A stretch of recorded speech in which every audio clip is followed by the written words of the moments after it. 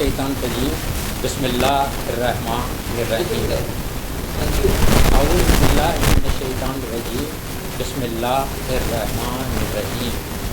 حضور اکرم صلی اللہ علیہ وآلہ وسلم نے فرمایا، وہ شخص گناہوں سے بالکل پاک صاف ہو جائے گا جو روزہ دار کو پانی پلائے گا، بالکل اس طرح پاک صاف جیسے بچہ جنم لینے کے وقت پاک و صاف ہوتا ہے۔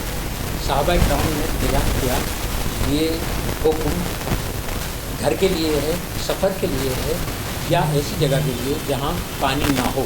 آپ صلی اللہ علیہ وآلہ وسلم نے فرمایا کہ حکم فرات کے کنارے بھی اگر بندہ بیٹھا ہے تو اس کے لیے بھی یہی لازم ہے۔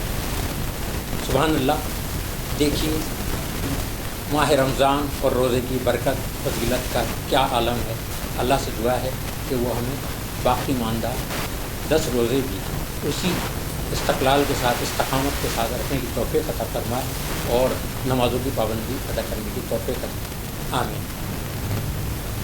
ناظرین، پروگرام ماہ سیام اور احساس کے مہمان کے ساتھ میں یعقوب رشید آپ کی خدمت میں آج آپ کی ملاقات ایک بہت ہی نامور، بہت ہی عزت مآب ہستی سے کروا رہا ہوں۔ تعلیم بورڈ سے ان کا تعلق ہے۔ ناظم امتحانات حیدرآباد تعلیم بورڈ جناب مسرور احمد زئی صاحب، السلام علیکم۔ مسرور صاحب، سر بڑی رونق بخشی آپ نے احساس اسٹوڈیوز کو تشریف لا کر اور ہمارا اعزاز جو ہے وہ بڑھا دیا۔ آپ کی نوازش، آپ کی مہربانی، آپ نے یاد فرمایا، یاد آپ ہی کا شکریہ۔ شکریہ سر۔ سر ہمارا فارمیٹ کچھ ماہ رمضان کے تعلق سے اس پروگرام کا انعقاد کر رہے ہیں ہم، یہ انٹرویو کا جو سلسلہ ہے اور مختلف شعبۂ زندگی کی شخصیات کو لایا جاتا ہے، لیکن ہمارا پہلا سوال رمضان کے تعلق سے یہ ہوتا ہے سر کہ اپنی یادوں کو شیئر کیجئے کہ پہلا روزہ آپ نے کب رکھا، کن حالات میں رکھا اور کیسا گزرا۔ اچھا، جو ہماری عمر ہے اس وقت، اس کو آپ اندازہ لگا لیں کہ اس دور میں جب ہم نے روزہ رکھا ہوگا تو اس وقت آسائشیں کتنی تھیں، جی آرام بالکل، کتنے تھے، سہولیات کتنی تھیں، بہت فرق بہت فرق ہے۔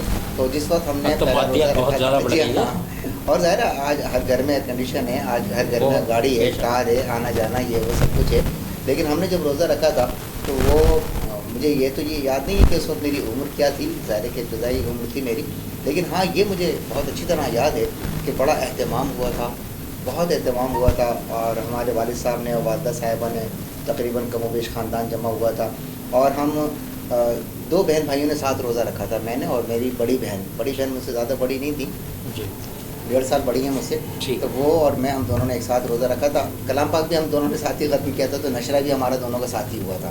میرا اور عارفہ ماشاء اللہ اس وقت وہ پروفیسر ہیں، پروفیسر عارفہ عشرت، ہم دونوں نے ساتھ روزہ رکھا تھا، اور یہ تھا کہ آج تک بھی بلکہ کبھی کبھی ذکر آتا ہے تو عارفہ ہم سے کہتی ہے کہ ہمارے ماموں نے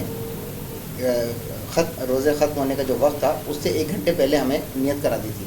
اچھا، 1 گھنٹے پہلے نیت کراتی تھی افطار کی؟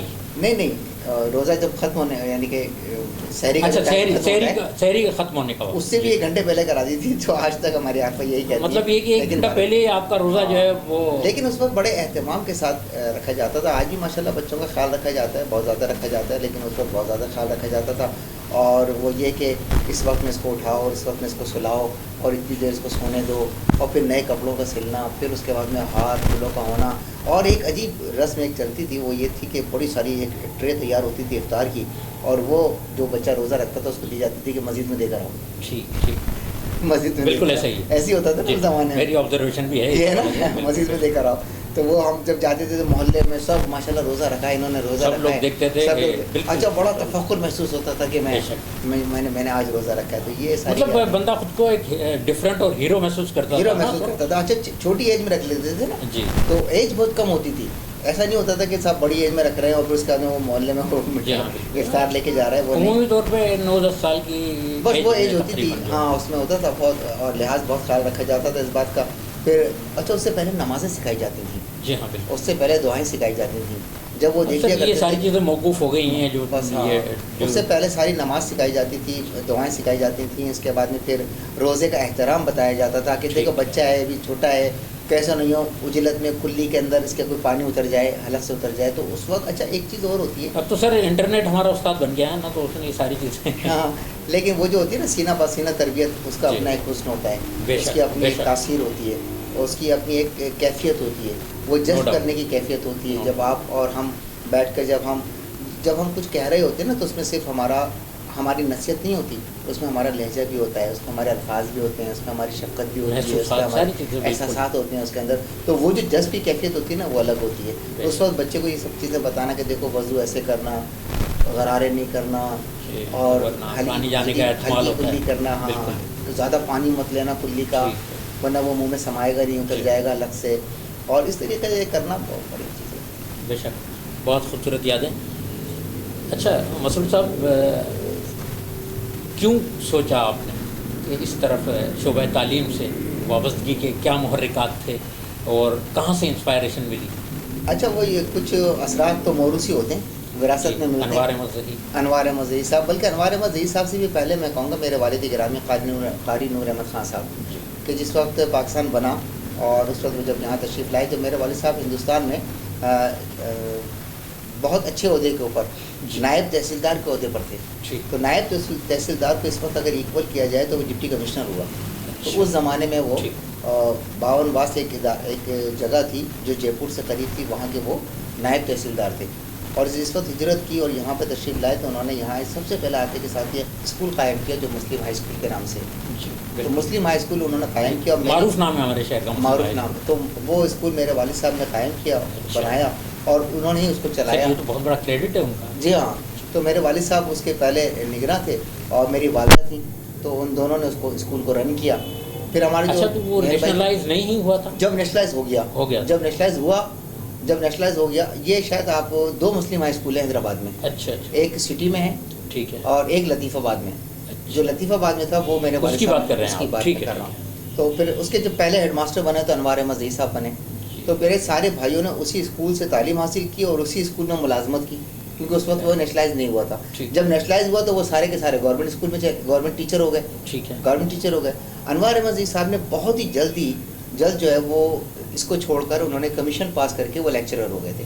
تو وہاں سے ہمارے والد صاحب ہی کی تحریک سے یا ان کی توجہ سے جو اسکول بنے, پھر اس کے میں 9 نمبر میں انہوں نے ایوب مڈل اسکول کے نام سے قائم کیا. مسلم ہائی اسکول جو تھا وہ مسلم لیگ کے نام سے منسوب تھا, کیونکہ ہمارے والد صاحب خود مسلم لیگ ہی تھے, اس زمانے میں پاکستان بنانے والے لوگوں میں شامل تھے وہ. اور اس طرف جو تھے ایوب مڈل اسکول, وہ انہوں نے ایوب خان کے نام کے اوپر قائم کیا تھا. تو وہ اسکول جب قائم ہوئے تو وہاں سے پھر ہمارا پورا خاندان ایجوکیشن میں چلا گیا. 60 کی بات, جی ہاں بالکل ایسا ہی. لیکن انوار صاحب نے, یہ بھی میں عجیب بات بتا رہا ہوں آپ کو, کہ انوار صاحب نے پہلی سروس جو کی تھی نا وہ کلیم آفس میں کی تھی. اس زمانے میں جب پاکستان سے ہجرت کر رہے تھے لوگ آ رہے تھے تو کلیم آفس میں کی تھی. بعد میں وہ ایجوکیشن سائٹ پر آئے. میں نے پہلی سروس پوسٹ آفس میں کی تھی, اور بعد میں پھر میں ایجوکیشن سائٹ پر آیا, کمیشن کیا. مطلب یہ آپ کا پہلے ایک ایمبیشن نہیں تھا کہ میں ایجوکیشن کی طرف جاؤں گا؟ ایجوکیشن ہی کی طرف جانا تھا مجھے, ایجوکیشن ہی کی طرف جانا تھا. لیکن چونکہ میرے بڑے ماموں جو تھے وہ اس وقت وہ یہ چاہتے تھے کہ میں جو بھی جگہ کہیں ہے کوئی ویکینسی ہے تو میں انگیج ہو جاؤں. ٹھیک ہے. تو انہوں نے صرف انگیج کرنے کے لیے مجھے انہوں نے وہاں پر رکھا تھا. تو ہمارا چونکہ پورا خاندانی ایجوکیشن سے وابستہ ہے, سبھی لوگ ایجوکیشن سے وابستہ ہیں. میرے ساری بہنیں, میری بھابھیاں, میرے بھائی, چچا, میرے والد صاحب, تو وہ پورا خاندان چونکہ ایجوکیشن سے وابستہ رہا, تو پھر ہم بھی ظاہر ہے کہ اسی خاندان کے رکن رکین تھے, تو اسی کو وراثت کے اندر وہ چیز ملی. اچھا یہ بھی ایک دوسری بات میں یہ بھی عرض کروں کہ بعض خاندان میں 2-3 بھائی ہوتے ہیں ٹیچر, ہماری سب کے سبھی وہی ہیں. ٹھیک ہے, سبھی وہی ہیں. اچھا الحمدللہ اللہ پاک نے عہدوں کے اعتبار سے بھی بڑا نوازا. انوار احمد زئی صاحب ایڈیشنل سیکریٹری ایجوکیشن رہے, اور اس کے علاوہ میرے سارے بھائی جو تھے وہ سپروائزر تک رہے, سپروائزر وغیرہ تھے. اسی طریقے سے مجھے بھی بہت موقع ملا کہ پھر میں نے PhD کر لیا, پھر میں نے کمیشن پاس کیے, تو پھر میں اس کے بعد میں ڈپٹی کنٹرولر ایگزامینیشن ہو گیا, پھر سینئرٹی پہ پھر میں کنٹرولر آف ایگزامینیشن ہوا. تو اللہ نے بڑی چیزیں رکھی ہیں. اسی طریقے سے میرا سگا بھتیجا جو ہے انوار احمد زئی صاحب کا بیٹا, وہ ایڈیشنل اکاؤنٹنٹ جنرل سندھ ہے, لیکن اس نے بھی ایجوکیشن سے آغاز کیا. اس کے بعد میں پھر اس نے CSS کر کے پھر وہ وہاں اس طرف چلے گئے. ٹھیک, یہ اللہ کا بڑا کرم. اچھا یہ بتائیے گا سر کہ آپ یہ ایجوکیشن کے حوالے سے کچھ ایک خبر جو ہے گزری نظر سے کہ ایسا کیا جا رہا ہے کہ یہ 9th میٹرک وغیرہ کے جو پیپرز کی تیاری ہے اور ان کا جو ایگزام جو لیا جائے گا، ان کی جو رزلٹ مرتب کیے جائیں گے، کسی یعنی بورڈ سے باہر کی کمپنی کو آؤٹ سورس جو اصطلاح جو آؤٹ سورس کی اصطلاح ہے اس میں. اچھا وہ ایسا ہے کہ اس میں تشویش بھی پائی جاتی ہے طلباء میں اس حوالے سے کچھ. جی آپ صحیح کہہ رہے ہیں، لیکن میں ظاہر ہے کہ گورنمنٹ کا جو بھی فیصلہ ہوگا، میں گورنمنٹ کا ملازم ہوں جی، اور مجھے اسی فیصلے کو میں ظاہر ہے کہ وہ لوں گا، اختیار کروں گا.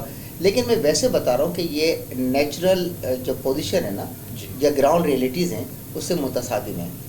اس سے جو ہے نا ہم آہنگ نہیں ہے یہ طریقہ. جب ہم سے پوچھا گیا تو ظاہر ہے کہ جب چیئرمین صاحب کسی میٹنگ میں جاتے ہیں تو وہ ہم ان کے ساتھ پہلے بیٹھ کے میٹ کرتے ہیں اور چیزوں کو ڈسکس کرتے ہیں، پھر باقاعدہ ایک پرپوزل بنتا ہے. تو وہ جو پرپوزل بنا ہے وہ بھی ہماری طرف سے گیا یہی، اور حیدرآباد میں ایسا نہیں ہے. چیئرمین صاحب نے اس کو منع کیا کہ ہم ایسا نہیں کر سکتے، کیونکہ دیکھیں اس کا جو پروسیس ہے وہ اتنا لیندی ہے کہ ابھی آپ امتحان ہمارے سر پہ. اچھا گورنمنٹ کی طرف سے ایسا کوئی آرڈر وغیرہ جاری ہوا یا ایسی پالیسی کا تھا؟ جی ایسا ہے کہ انہوں نے جو لیٹر لکھے ہیں سارے بورڈس کو، وہ یہ لکھے گا کہ آپ اپنی اس کے اوپر آپ اپنا تجاویز دیں، اور ایسا کرنے کے لیے ہم جا رہے ہیں. تو اس کو اختیار کرنے کے لیے آپ اس کو بتائیں، گراؤنڈ ریئلٹیز وغیرہ آپ بتائیں. تو اس کے اوپر جو میٹنگ ہوئی ہے تو پھر یہ ہوا کہ صاحب اس کو پارٹ میں جوائن کریں. اس کو پہلے ایسا کریں کہ 9 کے کچھ پیپرز دے دیں، یا ویسا کریں میٹرک کے کچھ پیپرز دے دیں. لیکن حیدرآباد بورڈ نے کلی طور پر اس کو منع کر دیا، ریفیوز کر دیا، اور باقی اور بورڈس نے بھی کیا ہے کہ ایسا ممکن نہیں ہے. کیونکہ اس کے لیے باقاعدہ دیکھیں جب ہم کسی کو کوئی کام دیں گے تو اس کو ٹینڈر ہوگا. ٹینڈر کا اپنا ایک ٹائم ہوتا ہے، جو پیپر کے جو اصول ہیں، جو قانون و قواعد ہیں، اس کو آپ کو فالو کرنا ہوگا. وہ پیریڈ آپ کے پاس ہے نہیں. پھر آپ کو ان کو ایڈوانس پیسے دینا پڑیں گے، وہ ہمارے پاس ہے نہیں. ہم ان کو ایڈوانس پیسے دے ہی نہیں سکتے. ہاں گورنمنٹ نے یہ کہا کہ گورنمنٹ کے بچوں سے آپ فیس نہ لیں، وہ ہم پے کریں گے. تو حکومت سندھ کو پے کرنا ہے سارے بورڈس کو. لیکن جو بھی اماؤنٹ بنتا ہے اس کا کبھی 20%، کبھی 30%، کبھی 40% ملتا ہے. باقی وہ ریمیننگ اماؤنٹ میں چلا جاتا ہے. وہ ریمیننگ اماؤنٹ بڑھتے بڑھتے اس وقت صرف حیدرآباد بورڈ کا جو ہے وہ 1 ارب 10 کروڑ روپے ہو گیا ہے صرف حیدرآباد کا. تو 1 ارب 10 کروڑ روپے جب ہمارے پاس نہیں ہے تو ہم کسی باہر کی کمپنی کو ہائر کر کے ہم اس کی ریکوائرمنٹ پوری کیسے کریں گے؟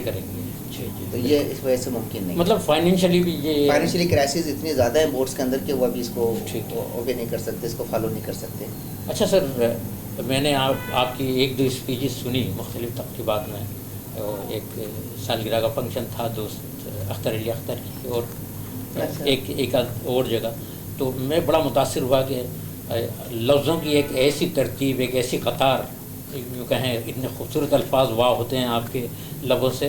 یہ خوبصورت، یہ کمال خوبی جو ہے کہاں سے آئی؟ مطلب یعقوب بالکل آپ صحیح کہہ رہے ہیں کہ جو بھی فیلڈ ہوتی ہے، جس شخص کی بھی فیلڈ ہوتی ہے، اس شخص نے اس فیلڈ کے اندر کچھ بہت گزارا ہوتا ہے، تو پھر وہ کچھ چیزیں اس کے ہاتھ آتی ہیں. ہم نے جس وقت تعلیمی دور اپنا مکمل کیا تھا اس وقت حیدرآباد جو ہے نا وہ واقعی حقیقت میں تدریس کے اعتبار سے بھی، علم کے اعتبار سے بھی، تہذیب کے اعتبار سے بھی، فکر کے اعتبار سے بھی، تخلیق کے اعتبار سے بھی، تقریر کے اعتبار سے بھی بڑا منفرد اور بڑا یونیک سٹی جسے حیدرآباد کو کہا جا سکتا ہے. حیدرآباد نے بڑے مقررین پیدا کیے ہیں، بہت مقررین پیدا کیے ہیں. میں نے ایک تقریر سنی تھی دوست محمد فیضی صاحب کی. دوست محمد فیضی صاحب کہہ رہے تھے کہ جس وقت ہم تقریری مقابلوں میں جاتے تھے اور حیدرآباد کے سٹی سیاسی شخص، جی ہاں تو حیدرآباد سٹی کالج میں جب مقابلہ ہوتا تھا، تقریری مقابلہ یا کوئی مباحثہ ہوتا تھا، تو ہم یقین کیجئے کہ ہمیں ڈر لگتا تھا. ہمیں پنجاب کے کسی پروگرام میں جاتے ہوئے یا کراچی کے کسی پروگرام میں جاتے ہوئے ہمیں ڈر نہیں لگتا تھا، خوف نہیں آتا تھا. لیکن یہاں ہمیں کمپٹیشن سے ڈر لگتا تھا. یہاں پر اس وقت شفیق الرحمان پراچا جیسے مقرر تھے، قمر علی عباسی تھے، اور اپنا انوار احمد زئی تھے، رضوان صدیقی تھے، اور بہت سارے نام ایسے نا. اچھا ہم نے جس وقت دور گزارا تو ہم نے ان لوگوں کو، بزرگوں کو بولتے ہوئے سنا، تو ہمیں یہ کشش پیدا ہوئی. پھر ہم نے تقریری مقابلوں کا باقاعدہ جوائن کیا، تقریری مقابلوں میں شرکت کی. اس وقت دیکھیں آپ کے پاس اکیڈمیز تھیں، آپ کے پاس نرسریز تھیں، آپ کو باقاعدہ ذہن سازی، رجحان سازی آپ کی جا رہی تھی. پاکستان نیشنل سینٹر آج کہاں ہے؟ ختم ہو گیا نا. اس وقت پاکستان نیشنل سینٹر ہر ہفتے پروگرام کراتا تھا، ہر ہفتے پروگرام کراتا تھا. ایک تربیت ہو رہی تھی، ہمیں معلوم تھا کہ ہمیں ایک ہفتے میں نہیں تو 15 دن میں ہمیں کسی کمپٹیشن میں جانا ہے. ٹھیک ہے. اس کے علاوہ جتنی بھی انسٹیٹیوشنس ہوتے تھے نا ان میں انفرادی طور پر پروگرامس ہوتے تھے. سارے اسکول جو ہے نا وہ 14 اگست مناتے تھے, 23 مارچ مناتے تھے, ٹھیک ہے نا, اور جو دن ہوتے تھے کچھ ٹاپکس رکھ کے بنائے جاتے تھے. بورڈ آفس اپنا پروگرام کروایا کرتا تھا.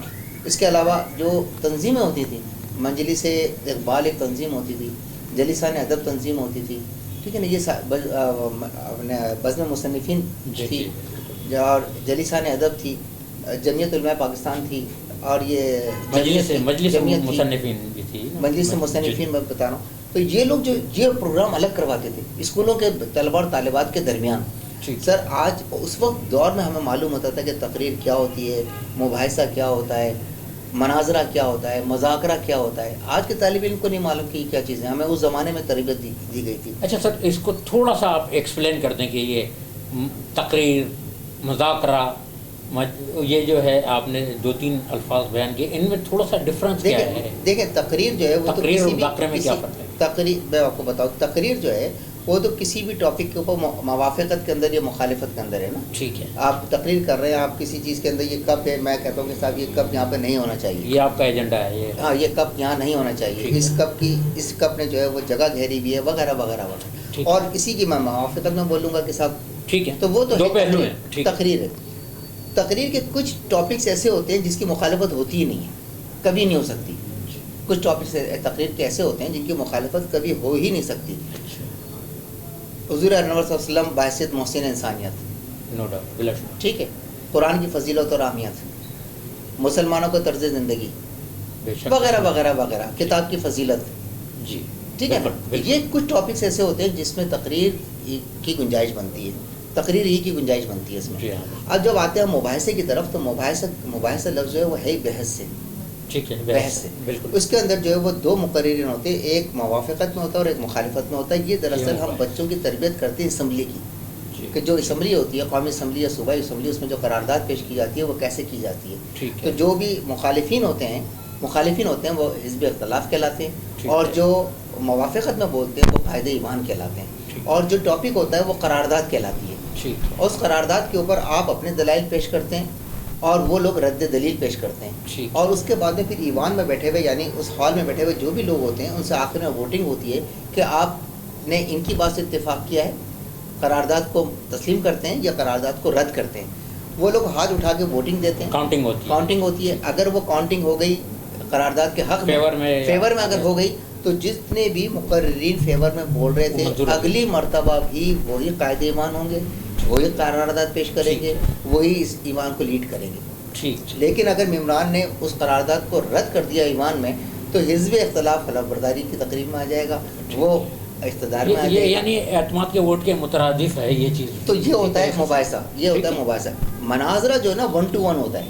اچھا, اس میں کوئی ٹیم نہیں ہوتی, اس میں صرف 2 ہی آدمی ہیں, آپ اور میں, ٹھیک ہے نا سر, یہ مناظرہ ہوگا سر. اچھا مذاکرہ جو ہے نا, مذاکرہ وہ تقریر سے بالکل ہٹ کر ہے. اس کے اندر محاکات بھی ہوتی ہے, اس کے اندر تاریخی شواہد بھی ہوتے ہیں, اس کے اندر تاریخی باتیں بھی ہوتی ہیں, اس کے اندر نصیحتیں بھی ہوتی ہیں, اس کے اندر تجربات بھی ہوتے ہیں, اس کے اندر فلسفہ بھی ہوتا ہے, اس کے اندر تبصرہ بھی ہوتا ہے. وہ چیزیں جو ہوتی ہیں وہ بالکل مذاکرے کی صورت میں ہوتی ہیں. آج بہت ہی سیر حاصل معلومات دی ہمیں آپ نے اس تناظر میں, تھوڑی سی اس کی وضاحت بھی ہو گئی کہ کیا مناظرہ ہے, کیا مباحثہ ہے اور کیا تقریر ہے. اچھا سر, یہ دیکھا گیا کہ آپ یہاں کی ادبی جو تقاریب ہیں وہاں بھی جو ہے جلوہ افروز ہوتے ہیں اکثر و بیشتر, چاہے وہ مشاعرہ ہو یا ادبی کسی قسم, تو وہاں بھی آپ موجود ہوتے ہیں. تو کیا شعر و سخن سے بھی آپ کی دلچسپی؟ وہ بہت اچھا. میں نے آپ سے پھر عرض کیا کہ میرا پہلا مکتب جو تھا نا وہ میرے برادر بزرگ قبلہ انوار مزئی صاحب تھے. اور آپ کو ایک لطیفہ بھی سناؤں اس کے اوپر. جب ہم نے لکھنا پڑھنا شروع کیا نئے نئے, تو ہم چاہتے تھے کہ بھائی کی توجہ میں حاصل رہے. ٹھیک. تو ہم نے کہ وہ بڑے خوش ہوں گے, ہم نے اپنی ایک غزل الٹی سیدھی لکھ کر ہم ان کے پاس لے گئے. ٹھیک ہے. اور ہم نے کہا کہ بھائی میں نے غزل لکھی ہے. بھائی نے غزل پڑھی اور ہمیں بہت ڈانٹا, یہ کیا بےہودگی ہے, بدتمیزی ہے, یہ وہ, یہ خبردار جو غزل لکھنے کو چاہیے کہ نثر کی طرف آؤ, نثر پڑھو, اور پڑھنا ہے پہلے, لکھنا نہیں ہے پہلے, پڑھنا ہے پہلے. اور لیکن ان کو یہ تو ہمیں دھچکا لگا, ان کو بھی جھٹکا لگا. اچھا, ان کو بھی جھٹکا یہ لگا کہ اس کے اندر کچھ ہے, محسوس کر لیا انہوں نے محسوس کر لیا. تو اسی دن سے انہوں نے مجھے 2-4 دن کے بعد سے مجھے ریڈیو پہ لے جانا شروع کر دیا. ٹھیک, پروگرام ان کے ہوتے تھے لیکن وہ مجھے لے جاتے تھے ساتھ, تو میں کنسول کے اس طرف بیٹھ کے پروگرام دیکھا کرتا تھا یا بیٹھتا تھا, تو وہاں سے پھر مجھے لکھنے کا شوق پیدا ہوا. لیکن پڑھائی انہوں نے پہلے میری کروائی, تو میں غزل سے تو میں بالکل پیچھے ہٹ گیا. جب میں نے یہ والی بات ارتضیٰ اعظمی صاحب کو سنائی کہ میں انوار صاحب کے پاس غزل لے کے گیا اور انہوں نے پھاڑ کے پھینک دی, مجھے بہت ڈانٹا اور مجھ سے کہا نثر لکھو, نثر کی طرف آؤ, نثر لکھا کرو, تو پھر تو میں نے چھوڑ دی. پھر تو میں نثر کی طرف آ کے نثر لکھنے لگا. تو اعظمی صاحب کہنے لگے پھر نثر دکھائی انہیں, جی, پھر نثر دکھائی انہیں. یعنی کہ کہنے کا مقصد ان کا یہ تھا کہ نثر اگر دکھاتے تو وہ نثر کے لیے بھی منع کر دیتے. تو خیر بہرحال وہ ان سے مجھے وہ شوق ہوا, اور میں شاعری نہیں کرتا تھا. لیکن میں نے جب ڈاکٹر غلام مصطفیٰ خان صاحب کو جب میں نے پڑھا تو انہوں نے کئی جگہ یہ لکھا کہ ایک محقق کے لیے ضروری ہے کہ وہ علم عروض سے بھی واقف ہو, تاکہ وہ جب کبھی کسی شاہ پارے پہ تحقیق کرے تو سب سے پہلے تو یہ جانیں کہ جسے ہم داخلی شواہد کہتے ہیں, داخلی شواہد تک پہنچنے کے لیے کہ یہ شاعری فلاں صافی ہو بھی سکتی ہے یا نہیں. تو اس سے معلوم کرنے کے لیے آپ کو فن سخن سے واقفیت ہونی چاہیے, اس کی بحر سے واقف ہونی چاہیے, آپ کو اس کے رموز سے واقف ہونا چاہیے, آپ اس کے اوزان سے واقف ہونے چاہیے. کہ ایک یہ کیسے ہو سکتا ہے کہ ایک بہت بڑا شاعر جو ہے اس کا مصرع ناموضوع ہے, تو اس کا مطلب یہ ہے کہ یہ شعر اس کا نہیں تھا, یہ اس سے منسوب ہو گیا ہے. تو اس لیے ڈاکٹر صاحب کا جو بہت بڑا کام ہے وہ منصوبات کے اوپر بڑا کام ہے ڈاکٹر غلام مصطفیٰ خان صاحب کا. تو جب ہم نے وہ چیزیں پڑھی نا تو پھر ہمیں احساس ہوا کہ ہمیں بھی یہ سیکھنا چاہیے. تو ان کی ایک کتاب ہے ڈاکٹر صاحب کی منتخبات. تو منتخبات میں شاعری کے اوپر ایک پورا چیپٹر موجود ہے اور ساری بحریں اس کے اندر موجود ہیں. 19 بحریں انہوں نے ڈاکٹر صاحب نے لکھی ہیں اور ہر بحر کی پوری تفصیل لکھی ہے. وہ مضمون جب ہم نے پڑھا تو ہمیں احساس ہوا کہ یہ تو ہم بہت آسانی سے سیکھ سکتے ہیں. اچھا, میں تو بڑے شاعروں کے درمیان رہا ہوں, ارتضیٰ اعظمی صاحب کے ساتھ رہا ہوں, ڈاکٹر الیاس عشقی صاحب کے ساتھ رہا ہوں, اور صابر بن ذوقی, مستر ہاشمی, خلیش مظفر, ان سب لوگوں کے ساتھ رہا ہوں. اچھا, یہ سب لوگ مجھے تحریک دیتے تھے کہ تم بہت اچھا شعر کہہ سکتے ہو, بہت اچھا شعر کہہ سکتے ہو, اچھے جیلانی صاحب وغیرہ, لیکن مجھے توجہ تھی نہیں اس طرف. لیکن جب وہ میں نے پڑھا تو باقاعدہ پھر میں نے اس کی مشق کی, اور مشق کرنے کے بعد میں پھر میں نے اس کو اختیار کیا, تو پھر میں نے شاعری سیکھی. تو میں نے جب پہلا شعر کہا تو میں نے ڈاکٹر صاحب کو دیکھ کے کہا تھا, ڈاکٹر غلام مصطفیٰ خان صاحب کو دیکھ کر, تو پھر میں نے ان کو پرچے پہ لکھ کر دے دیا, اور مجھے یہ بھی نہیں معلوم تھا کہ یہ موضوع ہے یا نہیں ہے. اس کے بعد میں پھر میں رموز کی طرف, اس کی طرف آیا تھا, عروض کی طرف. وہ یہ تھا کہ کار امروز مشکل اسے آسان کر دیں, ایک نظر سے میرے فردا کو فروزاں کر دیں. بہت خوب. کار امروز مشکل اسے آسان کر دیں, ایک نظر سے میرے فردا کو فروزاں کر دیں. تو حضرت صاحب نے اس کو دیکھ کے بڑی تعریف کی, اور وہ انہوں نے ایک ڈائری کے اوپر چسپاں کر لیا اس کاغذ کو. تو وہاں سے پھر مجھے تحریک ملی, پھر میں نے شاعری سیکھی, خود ہی سیکھی. میں کبھی کسی کے پاس گیا نہیں کہ مجھے شاعری سکھائیں, نہ میں نے اپنی شاعری کرنے کے بعد میں کسی کے پاس کوئی باقاعدہ استاد صلاح کے لیے نہیں, میں نے مشورہ سخن تو دوستوں سے ضرور. عروض کا آپ نے ذکر کیا, یہ بڑا مشکل علم ہے اور بڑا مشکل کام ہے, کیا اس پر آپ نے دسترس حاصل کی؟ دیکھیں, یہ تو علم بہت وسیع ہے. اس میں تو دسترس ہمارے حیدرآباد میں تھے, انور بریلوی کو دسترس حاصل تھی, ہمارے غیور محمد غیور صاحب کو دسترس حاصل ہے. دسترس حاصل کرنے کا دعوے دار تو نہیں ہو سکتا کوئی, لیکن آپ کو آگے ہی جو ہے نا وہ اتنی ضرور ہو جائے کہ آپ کو اگر شعر کہیں تو آپ کو معلوم ہو کہ یہ میرا شعر موضوع ہے, میرا شعر جو ہے وہ بحر میں ہے یا نہیں. تو یہ تو علم تو بہت بڑا ہے, بہت وسیع علم ہے. اس کے اوپر پوری ایک کتاب موجود ہے, اور اس کتاب کا نام ہے بحر الفساد, اور وہ بڑی ضخیم کتاب ہے. بحر الفساد, بحر الفساد نثر میں لکھی ہوئی کتاب ہے, نثر میں لکھی ہوئی, لیکن آپ اس کی نثر بھی نہیں پڑھ سکیں گے, اتنی مشکل کتاب ہے. یہ اتنی مشکل کتاب ہے کہ شمس الرحمان فاروقی صاحب نے اس کے اوپر بہت بڑا کام کیا ہے. اور ڈاکٹر غلام مصطفیٰ خان صاحب علیہ الرحمٰ نے مجھ سے یہ حکم دیا تھا کہ آپ بحر الفساد کے حواشی و تعلیقات لکھ دیں PhD کے لیے. تو میں نے اس کو جب کام شروع کیا, عشقی صاحب کی مدد سے میں نے جب کام شروع کیا تھا, تو فوراً مجھے ڈاکٹر اسلم فاروقی صاحب نے کراچی سے بتایا کہ اس کے اوپر شمس الرحمان فاروقی صاحب جو ہیں وہ 3 سال سے کام کر رہے ہیں. تو وہ یہ شاعری, یہ رموز کے اوپر, یہ جو میں آپ کو بتا رہا ہوں نا, یہ اس کے اوپر بحر الفساد ایک کتاب ہے. ایک کتاب کے حوالے اور تعلیقات لکھنے کے اوپر PhD کی ڈگری مل سکتی ہے. تو یہ علم کتنا بڑا ہوگا. یقین. اچھا, کوئی سر آپ نے مجموعہ کلام جو ہے باقاعدہ مطبوعہ نہیں, میں دراصل شاعری جو ہے نا وہ میرا شوق ہے, اور میرا جو شوق میرا یہ ہے, اور جسے آپ ذوق کہہ لیں یا وہ میری تحقیق ہے. تحقیق یا جسے تخلیق آپ کہہ لیں، افسانہ لکھنا. میں اسی طرف آنا چاہ رہا تھا، افسانے کی طرف. ہاں، یہ تو میرا ایک شاعری جو ہے، یہ تو میرا ایک ذائقہ ہے، جسے آپ ذائقہ کہہ لیں. تو ذائقے کے طور پر میں رکھ لیتا ہوں اس کو، ورنہ اصولی زیادہ تر میرا میدان جو تحقیق ہے، جس کے اوپر میری کتابیں شائع ہوئی ہیں. ڈاکٹر غلام مصطفیٰ خان اور حالات علمی ادبی خدمات، تقریباً 1000 صفحات کی کتاب ہے، جس کے اوپر مجھے ہمدرد یونیورسٹی میں پی ایچ ڈی کی ڈگری تھی، اور آج وہ سندھ یونیورسٹی اور پنجاب یونیورسٹی کے ایم فل کے کورس میں. اس کے بعد دوسری کتاب میں نے ڈاکٹر غلام مصطفیٰ خان کے مزید علمی گوشے، دوسری کتاب میں نے شائع کی ہے. مطلب سر کم عمری میں بہت سا کام کر لیا آپ. بس آپ دوستوں کی محبت ہے، دعائیں. جی بالکل. اچھا یہ بتائیے گا کہ آپ نے افسانے کے حوالے سے بھی بات کی، افسانے میں آپ کے رول ماڈل آگے، یعنی افسانہ نگار.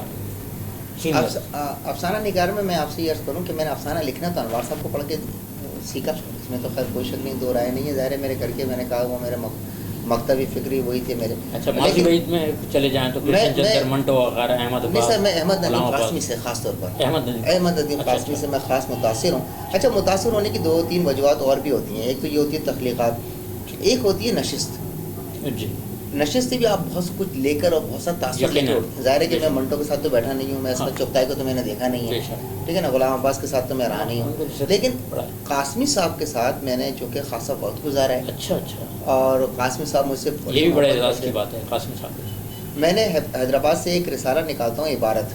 تو عبارت کا میں نے احمد ندیم قاسمی نمبر مرتب کیا ہے، اور وہ خاصا ضخیم ہے. اور وہ کیا نام اپنا ایم فل کے اندر سی ایس ایس کے جو امتحان دیتے ہیں صاحب ایک ڈاکٹر، تو قاسمی صاحب کو وہ سمجھنے اور پڑھنے کے لیے جس رسالے کو ریکمینڈ کیا جاتا ہے نا، وہ عبارت حیدرآباد کا ہے جو میں نے مرتب کیا ہے. تو اس سلسلے میں قاسمی صاحب کے پاس میرا آنا جانا بہت ہوا. میں ان کے پاس بیٹھتا تھا، لاہور جا کے میں ان کے پاس رہتا تھا. تو انہوں نے طویل انٹرویوز بھی مجھے دیے ہیں جو اس میں شائع ہوئے ہیں. پھر ان سے میری خط کتابت بہت اچھی تھی. پھر وہ کوئی ایسا بھی ہوا ہے کہ انہوں نے ایک تازہ افسانہ لکھا تھا، تو وہ مجھے بھجوایا تھا کہ تم مسرور پڑھ لو، تم دیکھ لو. پھر ان کی بیٹی کی ایک کتاب جو تدریسی کتاب تھی، وہ قاسمی صاحب نے مجھے بھیجی تھی کہ تم مرتب کر دو. تو وہ میں نے مرتب کی ہے، اس کے اوپر میرا نام ہے. قاسمی صاحب بہت شفیق انسان تھے، بہت مہربان تھے، بہت ملنسار تھے. ایک بات آج رمضان کے حوالے سے میں آپ کو بتا رہا ہوں، مجھے یاد نہیں کہ رمضان کون سا تھا، کون سا روزہ تھا. میں لاہور گیا ہوا تھا ان کے پاس. جانے سے پہلے میں نے ان کو بتا دیا تھا، اور میرے جانے کی اطلاع بھی دی تھی محمود شام صاحب نے. محمود شام صاحب نے ان کو بتایا تھا کہ جنگ سے وابستہ جو رہے. تو وہ بھی مجھ سے بہت محبت کرتے ہیں. تو میں نے کہا تھا کہ میں قاسمی صاحب کے پاس جانا چاہ رہا ہوں. تو انہوں نے ان کو فون کر کے کہا تھا کہ مسرور آ رہے ہیں. پہلی مرتبہ جب میں گیا تھا، تو میں 3-4 دن میں 4-5 دن میں لاہور رہا تھا.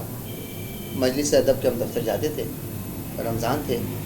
ایک دن مجھے دیر ہو گئی، تو میں نے قاسمی صاحب سے اجازت، جب میں بار بار گھڑی دیکھ رہا تھا، اور وہاں پر امجد اسلام امجد بھی تھے، اور منصورہ بھی پہنچی نہیں تھی، منصورہ کو آنا تھا.